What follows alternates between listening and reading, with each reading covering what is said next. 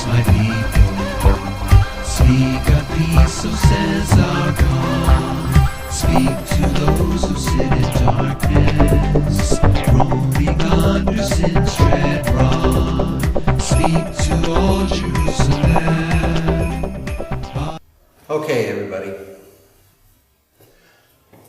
I don't know how long this video is going to be, so I'm just going to warn everybody. There's a possibility that there's going to be a part 2 to this.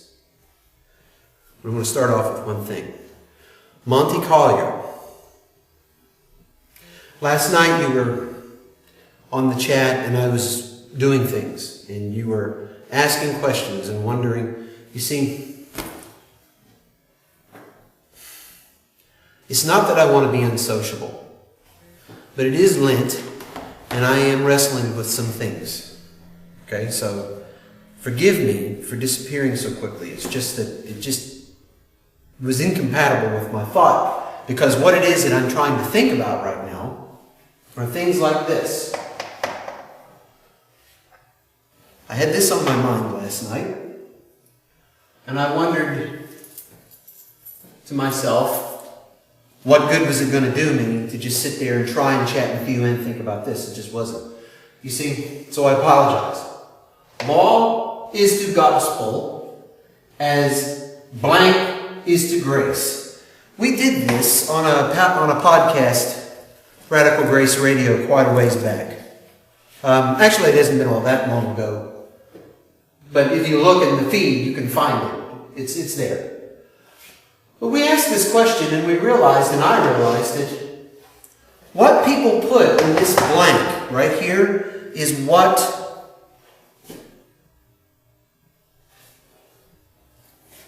people put in this blank right here determines what it is, how it is that they treat their Christian walk. There's a lot of different things that you could put in this hole. None of them would be right. I know what goes here. Monty probably knows. There are a couple of others who might be able to, on first guess, figure out what goes in that hole. Most of my subscribers, and most of the people that are going to wander into this video, they're not going to really know what to put in that hole. Now, this isn't a guessing game. I'm not playing this game. It's not a game that I'm doing. I'm just giving everybody an opportunity to think about what would go in that hole. Pastor George C., I'm going to send this to you. I think he subscribed to me. You're going to see this video. I wonder what you would put here. He'd go, Steve, Yoga, Jeff. I wonder what they would put in this hole. Well, I'm going to fill it in right now.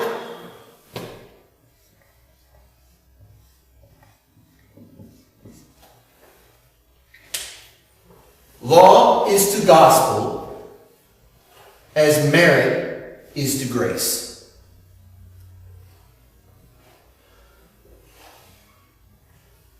See, it's Lent, and I've got a lot of things on my mind, not the least of which was the fact that my niece, 27-year-old niece, died. And I'd already been wrestling because I had decided what I was going to do for Lent this year. I'm not going to give anything up. I'm not going to give up chocolate or any of that stuff. What I decided is that I was going to trust God. That sounds easy, but it isn't. It's not easy. As we're going to find out. But because of the things that have happened, and because of, you see, here's what happened.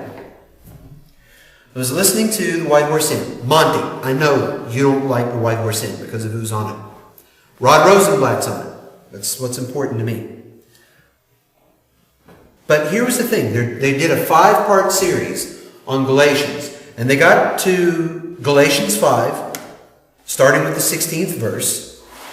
So I say, live by the Spirit, and you will not gratify the desires of the sinful nature. For the sinful nature desires what is contrary to the Spirit, and the Spirit what is contrary to the sinful nature.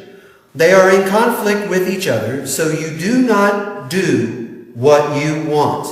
If you are led by the Spirit, you are not under law. See, here's an echo of Romans chapter 7. That's another thing. This right here is something that tells me, whatever someone puts in that hole, tells me how it is that they treat their Christian walk. What they believe about Romans chapter 7 also tells me what they believe about their Christian walk. And there's an echo of it. They are in conflict with each other, so you do not do what you want. And here was what come up on the white horse sin. Because they got to this part. The acts of the sinful nature are obvious. Sexual immorality, impurity and debauchery, idolatry and witchcraft, hatred, discord, jealousy, fits of rage, selfish ambition, dissensions, factions, and envy, drunkenness, orgies, and the like. I warn you, as I did before, that those who live like this will not inherit the kingdom of God. Now, when Mike Horton said, doesn't it look like, right now, that Paul is now taking back with his left hand what he gave with the right? In other words, he gave the gospel and he gave the joy and everything that Christ did to the people in a proclamation of law and gospel like has never been seen up until that point, and may never be seen in the history of man.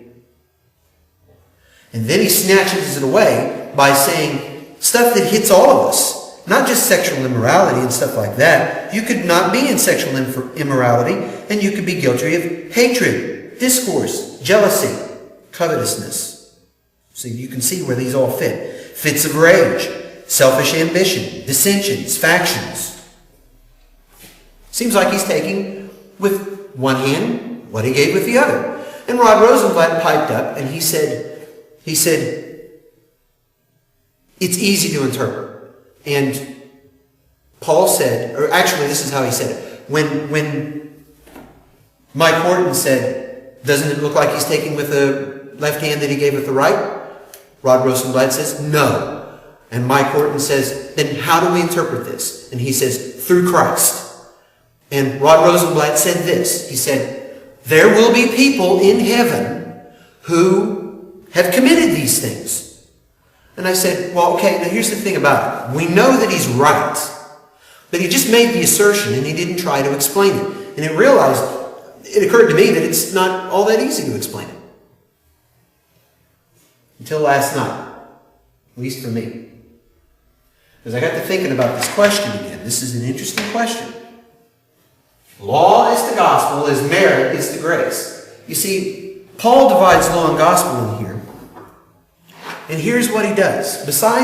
He tells us in here that the way of the law is death. He tells us in Romans that the law was added to increase sin. He even tells us an interesting little statement that people run right past in Romans chapter 5.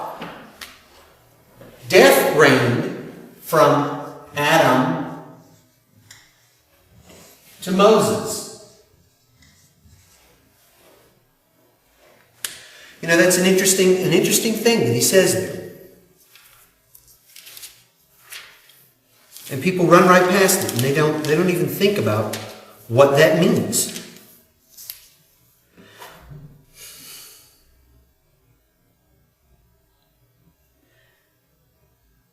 Therefore, just as sin entered the world through one man, and death through sin, and in this way death came to all men, because all sinned. For before the law was given, sin was in the world, but sin was not taken into account where there is no law. Nevertheless, death reigned from the time of Adam to the time of Moses, even over those who did not sin by breaking a command, as Adam, who was the pattern of the one to come. So it's kind of interesting. What does that mean? You see, it falls right in to Paul's understanding of our sinful nature. He puts it this way. I'm going to use the old King James phrase. Law is the gospel as merit is the grace. And this is true. Because if under the law you could merit salvation, but you can't, under the gospel, you find grace. This is why I always correct people when they say law and grace. Well, no, they don't mix them up like that because you'll get yourself confused. Merit, grace, law, gospel. Paul says flesh on this side, and over here he says spirit. Now, why does he make that distinction? Is it because he's Greco-Roman or whatever it is, that there's a little bit of Gnosticism in him? No, that's not what he means at all. Because this word spirit is not ours. We know that because this is the way he talks. So I go back to Galatians, and Paul in Romans chapter 5 tells us that the law was given so that the trespass would increase, and suddenly I started to see a pattern. I started to see a pattern of how this stuff works and why it is that works will never get you there. And Greg Monroe, pay close attention. Okay? Under the flesh, the sinful nature. The acts of the sinful nature are obvious, or the acts of the flesh are obvious. I'm going to divide this like this, just so that those words aren't in there. Sexual immorality.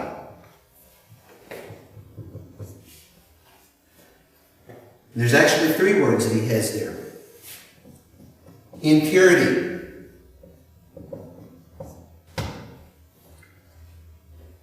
Debauchery.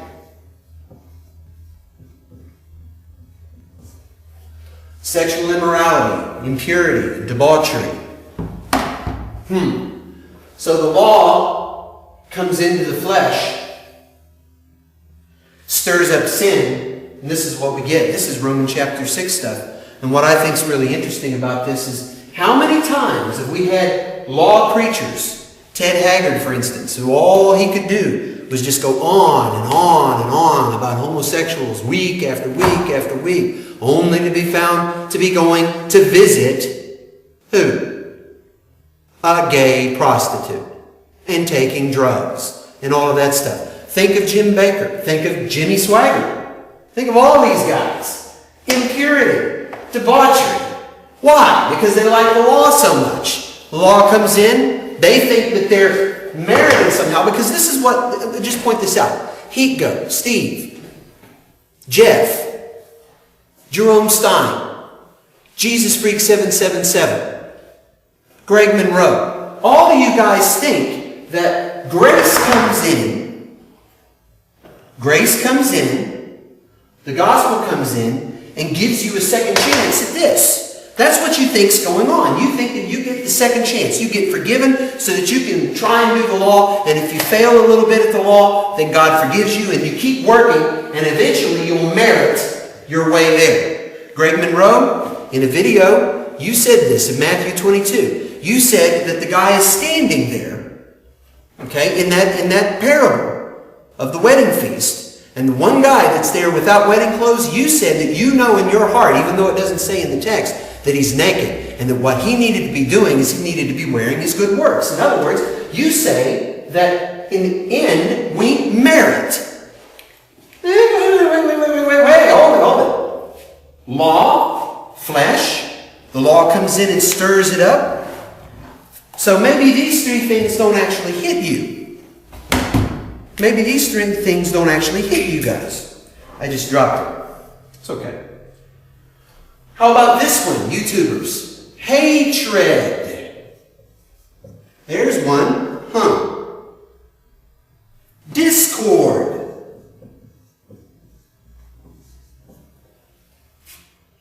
Jealousy.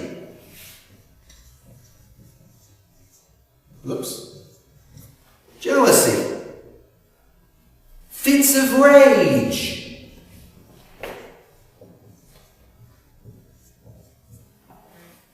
This is interesting, you know, because when you think about this way, good one. Selfish. Ambitions. Selfish ambitions. Wonder what that's about. Dissensions. Geez, I'm running out of room here. Look at this. Okay, here.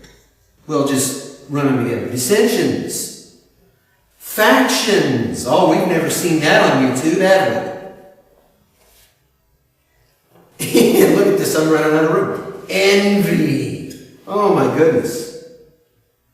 Drunkenness and orgies. Paul says in here that I warn you, as I did before, that those who live like this, the law comes in and stirs up sin. You can't get around that. You live like this, and you won't what? Inherit. Because this is what flesh inherits. This is what flesh is heir to. There's a curse. From Adam to Moses, people died anyway, even though the law wasn't given until Moses.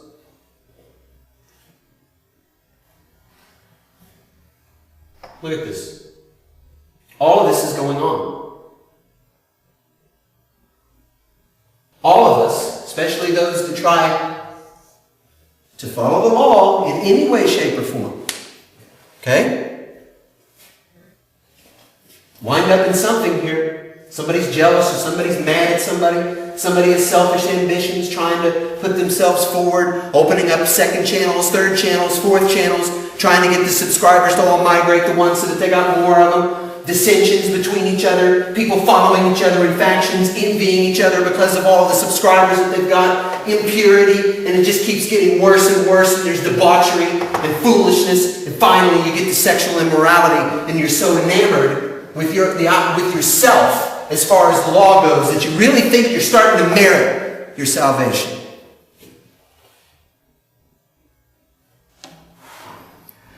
But then Paul decides he's going to make another move, and it's kind of interesting what he does. Because he understands the law. He used to live under it. But the fruits of the Spirit is love. You see, these three here, love. You see, I do a video like this one because I love you guys. Because it's my joy to do what it is that God tells me to do. And because I wish nothing but peace to all of you. Kindness. Goodness. And this one's interesting. Faithfulness. Isn't that interesting? He counts that over here.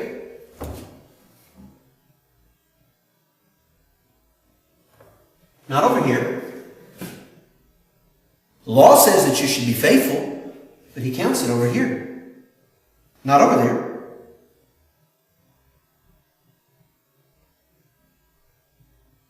Gentleness.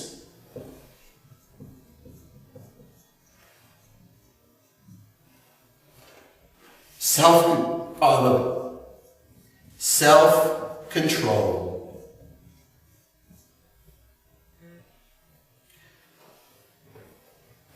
And then he puts the kicker on there. Against such things there is no law.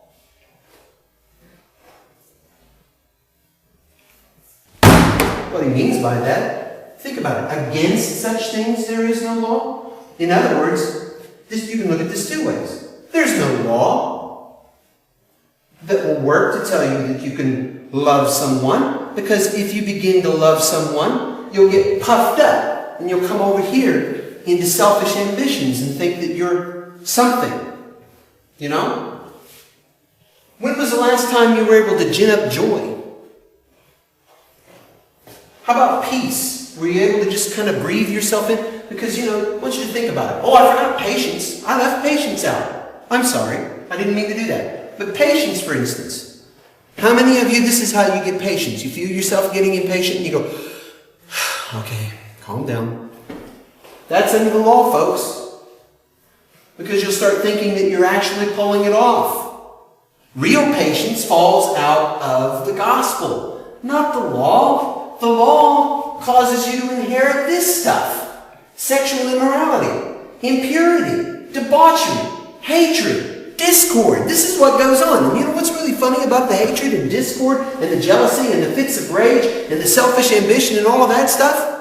You guys actually have the gall to look at me and say, oh yeah, it's the right thing to do, but later on I felt really, really bad about it. You turned on the video camera. You saved the file in the video camera. You plugged it into the computer. You dragged that file off of there. You put it on your computer. You did an edit. You went to YouTube. You clicked the button for upload, and then you clicked another button to select the file, and then whenever it was doing that, you actually typed all of the stuff in and clicked save.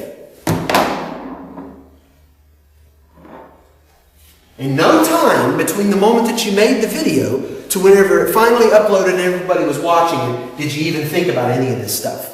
But you sure did think that you were doing this, didn't you? You sure did. You thought that you were meriting something. You didn't even think about it. It never even occurred to you.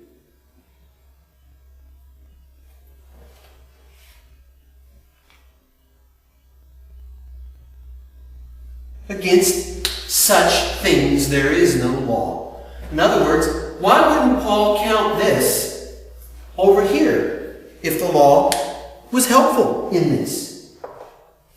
Is the law really all that helpful with regards to your faithfulness? No. That's why he puts it over here. Law is the gospel, as merit is the grace. These two things are so diametrically opposed to each other that one of them leads to life. Read Galatians. Think about it for a second. In Galatians, he calls this Sinai.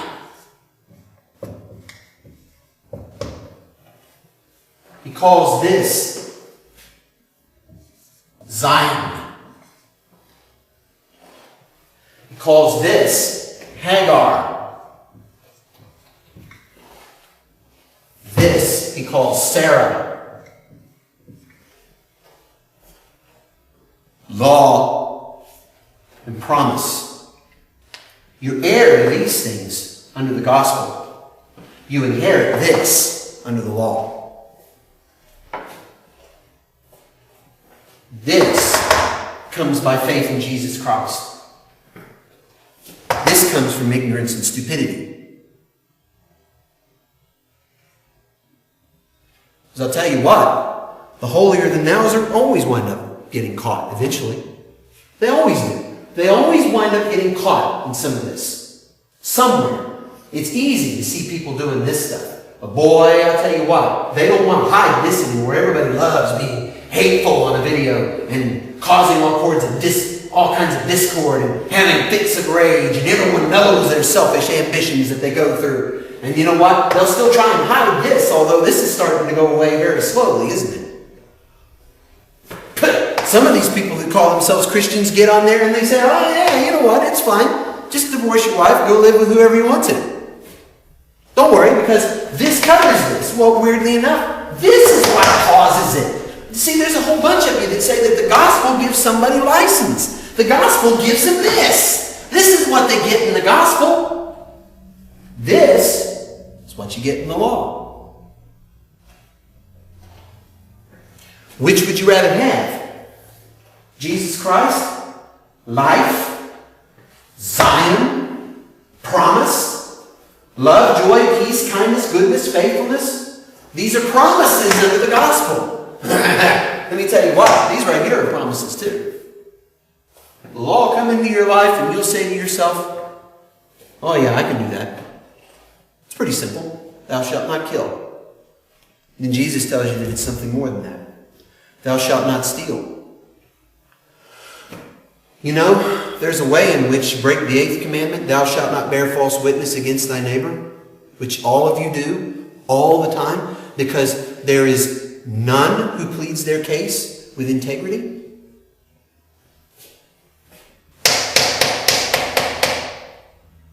See, I didn't get it all on here, because there's so much of it. He could have made a much longer list, I'm sure. These things are so diametrically opposed to each other. This is the reason why Paul says you get circumcised, you're obligated to obey the entire thing, and guess where it's going to lead? He tells them it's going to lead you there. It already is. He's already face to face with Peter. Peter is already in his face. Why? Because the faction from Jerusalem came up, and as soon as Peter saw that, he said, well, I'm going to withdraw from the Gentiles, and I'm going to be a good Jew while they're here. And Paul was livid with it. And Paul was livid with the Galatians. And if he were here right now, he would be livid with every one of you.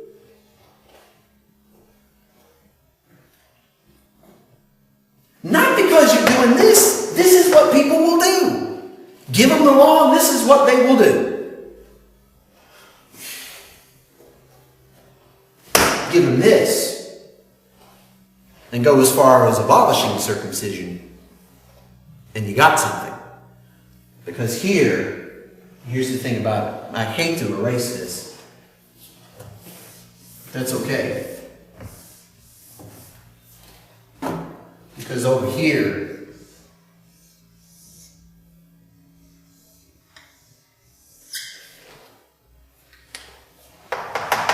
that's what it took to buy that. This, my friends, right here, is what it took to purchase all of this.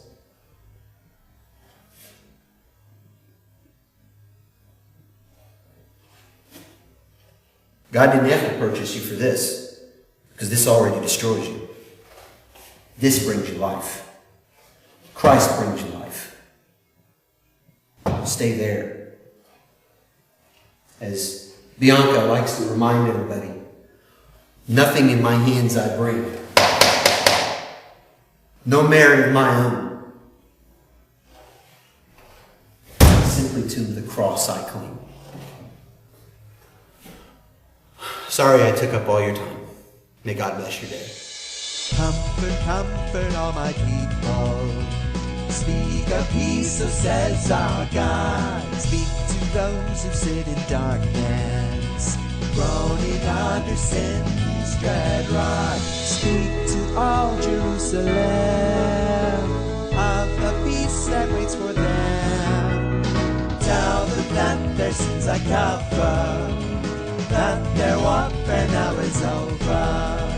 Yes, their sins the Lord will pardon, blotting out each dark misdeed. All that well deserved his anger, he no more will see nor heed. They have suffered many a day, now their guilt is washed away. He will change our aching sadness into ever-springing gladness. Now the herald's voice is crying in the desert far and near, calling us to true repentance. For the kingdom now is here. Oh, that warning cry obey. Oh, prepare for God away. Let the valleys rise to meet him, let the hills bow down to him. Straight must be what wrong is crooked, make the roughest places plain. Let your hearts be true and humble, ready for his holy reign. Hear the glory of the Lord stand so graciously revealed, that all people see the token that God's word is never broken. Tell them that their sins I cover, that their warfare now is over.